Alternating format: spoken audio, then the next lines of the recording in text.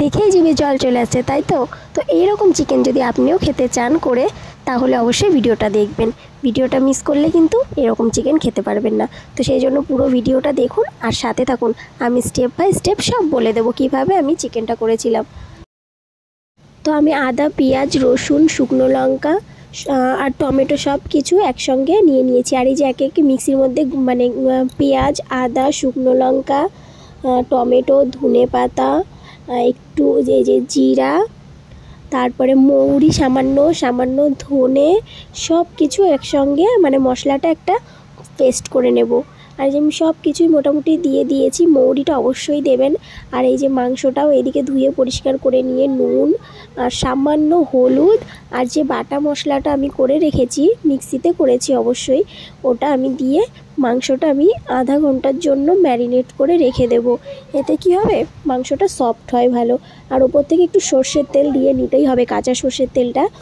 ব্যাস, এবার ভালো করে এটা মেখে মানে আধ ঘন্টা বা 1 ঘন্টা ম্যারিনেশন করে রাখতে হয়, যে এরকম সুন্দরভাবে ম্যারিনেশন করে রাখতে হবে। তারপরে যে কড়াই বসিয়ে দিয়েছি, কড়াইতে তেলটাও গরম হয়ে গেছে। এর মধ্যে আমি তেজপাতা, গোটা জিরা সোমবার দিয়ে নেব। ভালো মতো একটুখানি নাড়িয়ে জিরাটা যখন ফুটতে শুরু করবে, এর মধ্যে আমি দিয়ে দেবো যে বাকি যে মানে বাটা মশলাটা, সব বাটা মশলাটা আমি ওখানে ম্যারিনেশনে দিয়েছিলাম না, হাফটা দিয়েছিলাম আর হাফটা রেখে দিয়েছিলাম। তো সেই বাটা মশলাটা দিয়ে ভালো করে একটু তেলের মধ্যে আর কি ভেজে নেব।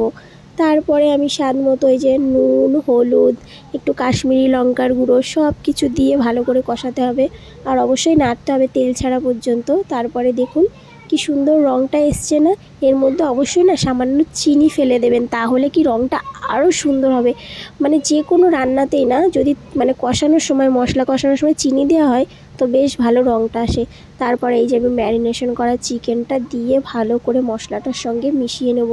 ভালো করে কিন্তু নেড়ে নেবেন অবশ্যই, তাহলে যাতে প্রত্যেকটা চিকেনের গায়ে মশলাটা আর কি মেখে যায়। তো সুন্দরভাবে এই যে এরকম করে নাড়িয়ে টাড়িয়ে আমি ঢাকা দিয়ে দেবো। 10-15 মিনিট ঢাকা দিয়ে রাখার পরে যে খুলে দেখুন সুন্দর জলটা, মানে মশলা আর চিকেনের জলটা যে দেওয়া হয়েছে, এটাই আমার রান্নাটা হয়ে যাবে। আর আপনারা চাইলে না চিকেনগুলো ছোট্ট ছোট্ট পিস করে নেবেন, এই রেসিপিটা করার জন্য বেশ ভালো হয়। তো আমাদের ওর বাবা বড় বড় পিসই নিয়ে এসেছিলো, বলেছিলাম ছোট করে আনতে, কিন্তু আনেনি। দেখুন এরকম 10-15 মিনিট করে ঢাকা দিয়ে রেখে খুলে এরকম করবেন। কি দারুণ রঙটাই না চলে এসছে, খুব সুন্দর রঙটা। আর চিকেনটা না আপনি মশলাটা কি ভাজা ভাজা হবে। আর আমাদের বাড়িতে কেউ ভাজা ভাজা অতটা পছন্দ করে না, একটু গ্রেভিই পছন্দ করে, সেজন্য আমি একটু গ্রেভি রেখেছি। দেখুন না কি সুন্দর হয়েছে।